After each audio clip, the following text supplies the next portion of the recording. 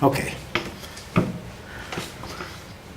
Hello, my name is Sam Upton, and sort of not wanting to cover political issues because I thought everyone else was going to do that, I decided to go for the Beatles, and more specifically the most controversial, well, one of them of the Beatles being the notion that Yoko Ono caused the band to break up. I just want to say that Yoko Ono had no effect on the Beatles breaking up. She was not a cause at all.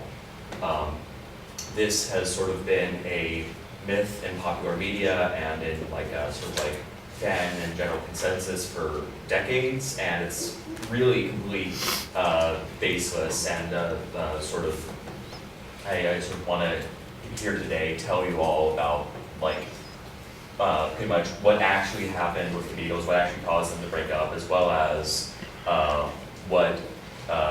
who Yoko Ono really was. There's really a lot of people who think that she's not, she was just sort of there when in fact she is actually a really talented artist that I feel leaving that out changes things a lot. To start off, the Beatles broke up because of, on the business side of things.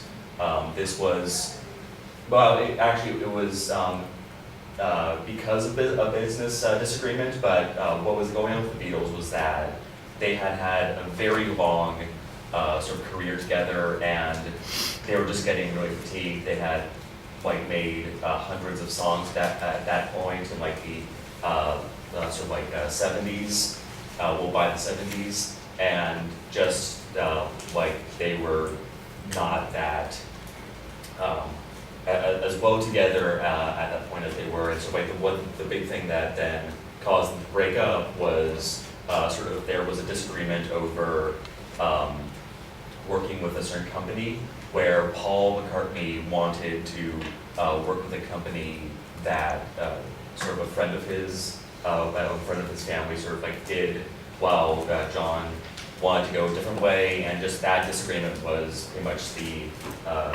straw that broke the camel's back. I hope I said that sort of metaphor correctly, but basically that was it, and that didn't really break them up as much as just the group, because afterwards they were still friends. John and Paul would hang out a lot, and they were all on really good terms, sort of following the breakout. And sort of then where the entire thing of blaming Yoko Ono comes into play is that when all this was happening back in the 70s, there wasn't really none of this was known publicly. This was all private stuff, and all that really was known publicly was sort of a movie that came out in the 70s called Let It Be, where it featured a lot of the Beatles sitting around a recording studio, being all grumpy and bickering with each other, and Yoko Ono was just sort of sitting in the middle. And people all were like, oh, she's there, they're arguing. She must have this weird effect that's causing them to argue, and she must be the problem that is sundering the group apart. And that was just not really correct at all. Yes, she did that, but it really wasn't that big of a deal, and it really makes sense once you understand Yoko Ono as an artist, and then to go into that, Yoko Ono as an artist, she's a weird artist, but she's a really good artist. She wasn't just some social climber who dated and married John Lennon because he's famous and she'll become famous too.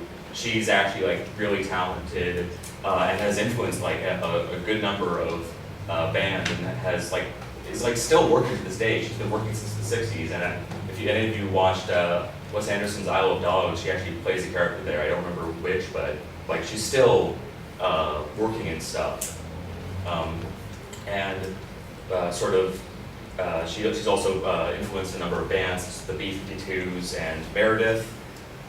She was, there was a reason why she was sort of around, and why, and she did sort of have a presence and existence. even though she was like in there during recording sessions, and like the Beatles, like Paul is still friend with Yoko, and I'm unclear on Ringo, but I think he also is friends with Yoko. And sorry, this is a quote from Paul in this like a Rolling Stones interview in 2015 to quote, and I'm not going to try to do a bad British accent. It's really good, actually. We were kind of threatened then. She was sitting on the amps where we were recording. Most bands couldn't handle that. We handled it, but not amazingly well because we were so tight. We weren't sexist, but girls didn't come to the studio. They tended to leave us to it. When John got with Yoko, she wasn't in control of the room or to the side. It was in the middle of the four of us. And yeah, it was just sort of like, it was a bit weird when they got used to it.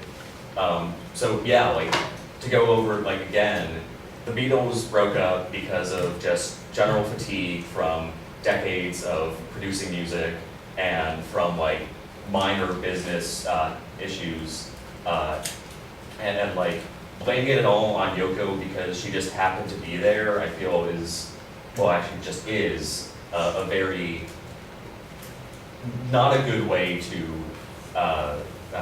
do it, and not accurate at all, really.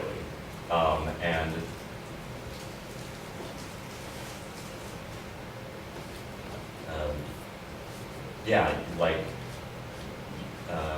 yeah, just to go off, like, Yoko Ono is a successful person, and she really doesn't deserve all of the sort of attacks that have happening to her for like over 40 years at this point. So yeah, sorry, I can't do better.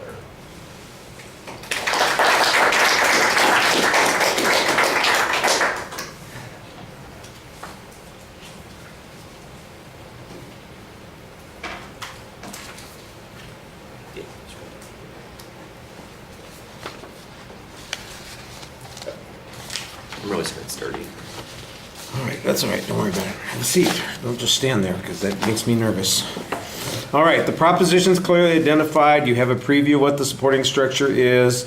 There's a little bit of background on the controversy. I think that's okay. I'm still not clear why the second point is particularly relevant to the argument, except that it's an attempt to rebut the argument that she was a social climber. Otherwise, it seems to have very little bearing on whether or not she influenced the Beatles' breakup. And the only thing I could imagine would be is if her artistic sensibilities in some way were coherent or consistent with what the Beatles were doing, then that might diminish the notion that she was a disruptive force. But you never really go to that particular point. So I'm not sure how the second point helps very much. The first point suggests that the real cause is a business dispute, and there's no evidence on this whatsoever. It's that you don't give us an example, you don't tell us what the company is, you don't give us any research on this, there's no quote from Paul, there's no documentation on this. This is your explanation of what's going on. It's your say-so. So why is your say-so more important than the say-so of somebody who says, well, it's clearly Yoko, Right. You need some proof on this point. Yeah. And there's a lacking information. Now, there is some information about their ongoing relationship that seems to suggest that it was not really all that acrimonious, that they continued to be friends afterwards, so on and so forth. The relationship between Paul and Yoko is hinted at. It's not really delved into. You do have one quote from Paul that talks about the experience of having her there in the studio. I'm not exactly sure that quote helps your position as much, because it really does sound like there was some confusion about what she was doing there. We don't usually have girls in the studio, and it was something different. So I don't know that it helps your position very much. I do think that you speak pretty confidently and you act as if you know what you're talking about, which enhances your credibility a great deal. At the end, you get stuck looking for an exit line that just is a little hard for you to get to. Yeah. Probably best just to go back to that propositional statement. All right, thank you.